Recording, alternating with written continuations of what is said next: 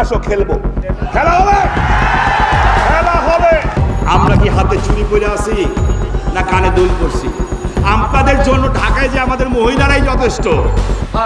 আজকে আমাদের বিয়ে, আজকে আমাদের বিয়ে, 29 বছর হয়ে গেছে। খেলা হবে এই এক বাক্য দিয়ে দেশ বিদেশে পরিচিতি পেয়েছিলেন শামীম ওসমান। তার এই জনপ্রিয় ডায়লগ ভারতেও আলোড়ন সৃষ্টি করেছিল। এই শামীম ওসমান কোনো মামুলি ব্যক্তি নন।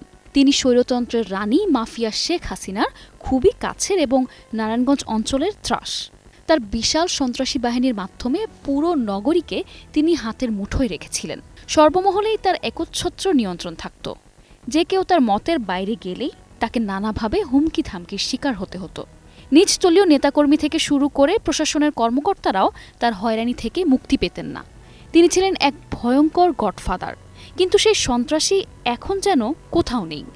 কেউ কেউ বলেছেন বোরখা পরে পালিয়েছেন তিনি। So I don't care damn যে কে কি বলল, এবং এই বলা বলিতে আমার কিছু এসে যায় না। বিকজ শামীম ওসমান প্রায় সময়ই বিভিন্ন সভা সমাবেশে প্রকাশ্যেই অহংকার করে নিজের অস্ত্রবাজি সহ নানা অপকর্মের তথ্য তুলে ধরতেন। সেই সঙ্গে বিভিন্ন মহলকে তার এ সকল অপকর্মকে হাসি মুখে স্বীকার করে নিতে হতো। বিভিন্নভাবে তিনি নিজেকে একজন গডফাদার হিসেবেই প্রতিষ্ঠিত করে তুলেন। আর এই ভয়ঙ্কর তকমাকে আরও বেশি উপভোগ করতেন আওয়ামী লীগের দোর্দণ্ড প্রতাপশালী এমপি। আমি এইসব প্রুফ গালি খেতে খেতে। তবে ৫ আগস্ট সবকিছু বদলে দিল। খসে পড়ল তার অহংকার। সন্ত্রাসী বাহিনীর কারণে তটস্থ থাকা নারায়ণগঞ্জ যেন কিছুটা স্বস্তি নিতে শুরু করল। খেলা হবে বলে হুঙ্কার দেয়া শামীম ওসমান যেন মাঠ ছেড়ে পালিয়ে যান। শেখ হাসিনার মতো তাকেও পালাতে হলো সবকিছু রেখেই। তাই নারায়ণগঞ্জের বহু গুম খুনের সঙ্গে জড়িত এই নেতা এখন কোথায় তা নিয়ে চলছে নানা জল্পনা। একসময় যার নামেই কাঁপত পুরো শহর, সেই মাফিয়া সন্ত্রাসী গডফাদারের পৈতৃক বাড়িতে চলল ছাত্র জনতার বুলডোজার। ১৯৩৯ সালে নির্মিত বায়তুল আমানের সামনের অংশ এক্সকেভেটর দিয়ে গুড়িয়ে দেয়া হচ্ছে।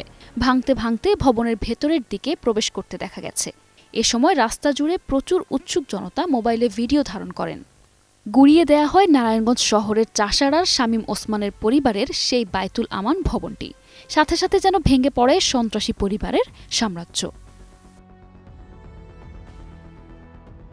শুধু এই ভবনটিই নয়, শহরের জামতলা এলাকার শামীম ওসমানের ডুপ্লেক্স বাড়িটিতে চলে দীর্ঘদিনের নির্যাতন ও সন্ত্রাসীপনার ক্ষোভের আগুন। আলিশান জাঁকজমকপূর্ণ বাড়িটি যেন একটা ধ্বংসস্তূপে পরিণত হয়েছে। এদিকে সম্প্রতি একটি খবর নিয়ে বেশ আলোচনা হয়। পালিয়ে যাওয়া ওসমান পরিবারের বাড়িঘর, সহায় সম্পদ সব বিক্রি হয়ে যাচ্ছে। এরই মধ্যে সেলিম ওসমানের প্রায় অর্ধশত কোটি টাকার ২টি বহুতল বিশিষ্ট বাড়ি বিক্রি হয়ে গেছে। আরও বিক্রির গুঞ্জন এখন শহর জুড়ে।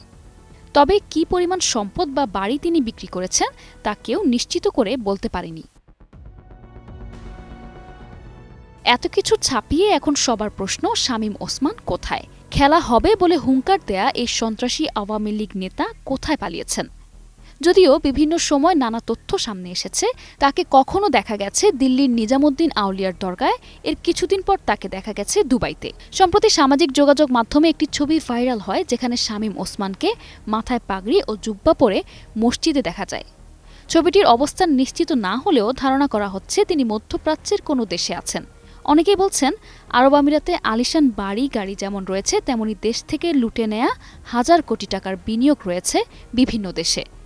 এখন দুর্নীতির টাকার ব্যবসায় আরাম আয়েশেই আছে সন্ত্রাসী শামীম ওসমান ও তার পরিবার। আর দেশে তার লাঠিয়াল হওয়া কর্মীরা আত্মগোপনে খেয়ে না খেয়ে। তবে অতীতেও বিতর্কিত কর্মকাণ্ডের কারণে শামীম ওসমান একাধিকবার দেশ ছেড়ে পালিয়েছেন। তার বর্তমান অবস্থান নিয়ে জনমনে তৈরি হয়েছে নানা প্রশ্ন। তবে নারায়ণগঞ্জে তার অনুপস্থিতি যেন স্বস্তি নিয়ে এসেছে। আজকে আমাদের বিয়ে, আজকে আমাদের বিয়ে, 29 বছর হয়ে গেছে। নারায়ণগঞ্জে জামায়াতের আমির গোলাম আজমকে অবাঞ্ছিত ঘোষণা, জিয়াউর রহমানের গাড়ি আটকে দেয়া, খালেদা জিয়ার লং মার্চ আটকে দেওয়ার মতো সন্ত্রাসী কর্মকাণ্ড করার পাশাপাশি গুম খুনের ত্রাসের যে রাজত্ব তৈরি করেছিল ওসমান পরিবার, তা সরাসরি দেখভাল করতেন শেখ হাসিনা নিজে, যে কারণে কেউ তার কিছুই করতে পারেনি। হাসিনার আশ্রয় প্রশ্রয় তাকে আরও বড় সন্ত্রাসী বানিয়েছে বলে মনে করেন অনেকে। নিশা আলম, নিউজ ডেস্ক, ২১ টেলিভিশন।